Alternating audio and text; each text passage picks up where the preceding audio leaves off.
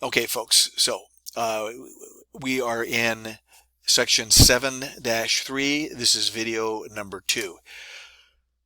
So here it is. This is the formula, and as I mentioned, there's a typo here. It should be n times q hat. It is not as difficult as you think it is. P is what we're looking for. P is the true proportion, okay? And that was up above. I forgot the page number. It's in here somewhere. It's right here. The P is the population proportion. P hat is the sample proportion. All right. So it's very easy to keep those distinguished because it has a little stupid hat on top. Okay. So P is what we're looking for. That's the population proportion that we're looking for. The true population proportion. The sample proportions are the P hat and the Q hat. So here's the formula. It's very simple to just plug it in. Okay. It looks bad, but it's not as bad as it looks. And these typos don't help, I know. So just keep in mind that one typo there. Here's the assumptions. Okay. It has to be a random variable, or excuse me, a random sample, and the conditions for the binomial experiment are satisfied. Okay. So let's take a look here. Let's do an example here. Covering college costs. We got a survey. We got 1,404 respondents, so our N is 1,404. 323 students paid by student loans. Okay, so our random variable is the number. X is the number of people that satisfy the condition they're interested in. Now that's a very important distinction. X isn't a success. X is not a success. S is the number of sample units that possess the characteristic that we're interested in. Okay, so it's always going to be how many successes we have. It's not like it's going to be the number of successes. It's not going to be a success itself. The distinction is, let me just use this as an example. If I'm talking about the probability of heads, well, the success is getting a head. I flip a coin, I get a head, or I get a tail. On the other hand, if I'm interested in how many heads I get, that's the number of successes. So it would be like the probability of getting 20 heads out of 100 flips. That's what we're talking about here. X is the number of successes. And successes is somebody paid with a student loan. So 323 is the number of people that paid with the student loans. Okay, so P hat is 323 over 1404. Q hat is everybody that's left over. So if it's 23% that paid with loans, well, 1 subtract 0.23 gives me 77% did not pay with student loans. We got to determine the critical values. Okay, we want this to be a 90% confidence level. So if a 90% confidence level, that means that our error rate, or our, how big of it is our error budget, is 10%. So our Z sub alpha over 2, we went through that before. Z sub alpha over 2 is 1.65. Okay. All right. So now we got everything we need. We know what the P is. P is the truth. So he just sits there in the middle. P is somewhere in the interval of P hat plus or minus the margin of error. And here's the margin of error. It's 1.65 times this business right here. Okay. So now it's just a matter of cranking it out. So P is somewhere in the interval between 0.211 and 0.249. It's in that interval. Okay, so to summarize this, we are 90% confident that the percentage of students who pay for their college education is between 21.1 and 21.1 and 24.9%.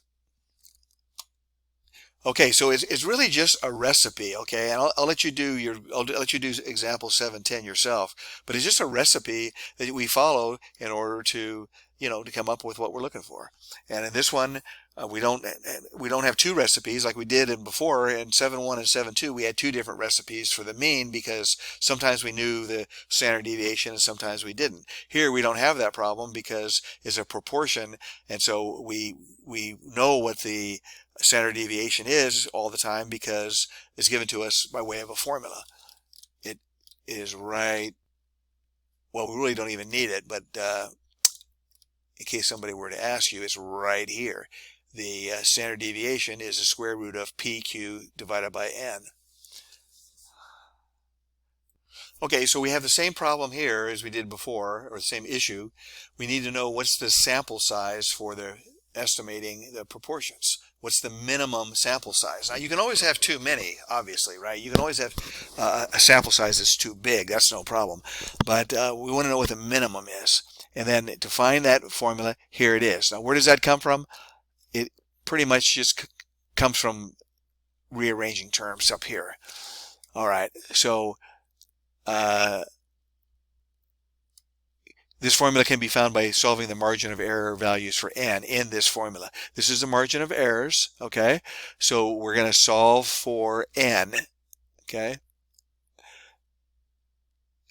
There's two different situations. If we have some approximation of p hat, in other words, we have a previous study, or we just have some reasonable basis for knowing this.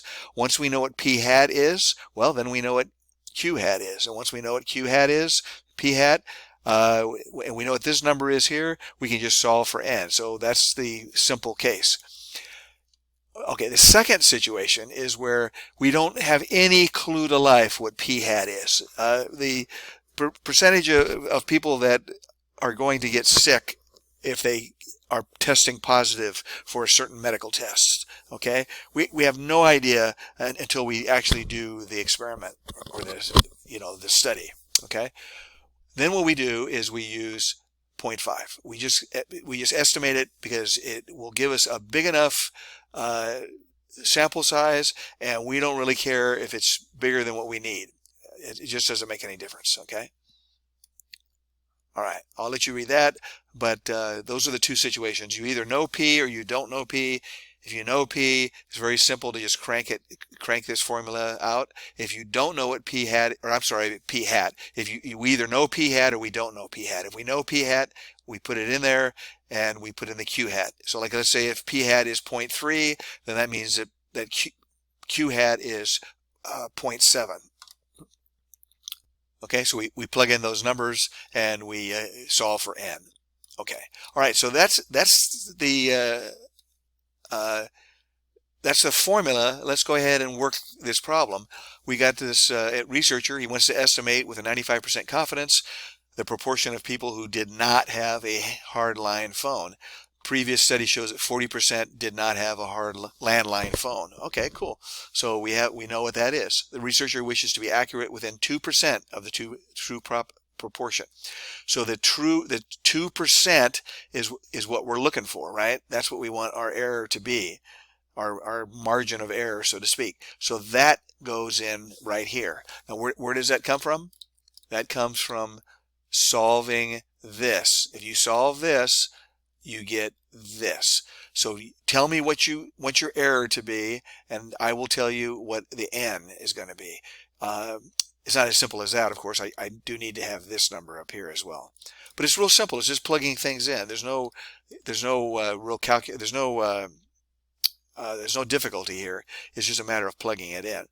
Okay, so the researcher wants to be accurate within 2%. Find the minimum sample size. Okay, so z sub alpha over 2 is 1.96. That's the z value that corresponds to a 95% confidence level. He told you what he wanted the margin of error to be. He told you what p hat is. Told you what q hat is. So it's right there. You plug everything in, and this is what you get. 2,304.96. So you got to round it up. So that means we have to interview at least 2,305 people. Okay, same idea. This is with home computers, but this time we did not do a previous study. So this time what we do is we just assume that P hat and Q hat are 0.5 and 0.5. So just to have something to start with, okay? And then that gives us the most conservative answer. So we got to have at least 2,401 people. Now here's an interesting point. When you determine the sample size, the size of the population is irrelevant. You don't care what the size of the population is, okay? The degree of confidence and the margin of error are necessary to make the determination. So if you want it to be 90%, 95%, 90% or 95%, that tells me what my z sub alpha over 2 is. Whatever margin of error you want, that is important, but you don't need to know what the population size is. Now, from a practical matter, obviously, if it turns out that in order to get the sample size to be big enough, if you come up with a required sample size, if the sample size is bigger than your population, well, now you got some problems, okay? But that's the only time that population size is important. Okay.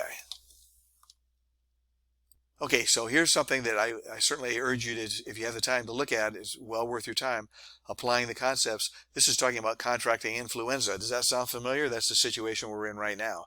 So if you just change the name, instead of calling it influenza, let's call it COVID-19. All right, so this is a perfect example of why statistics is so useful, and I urge you to take a look at it. All right, so that's the end of this recording, and that would be the end of section 7-3.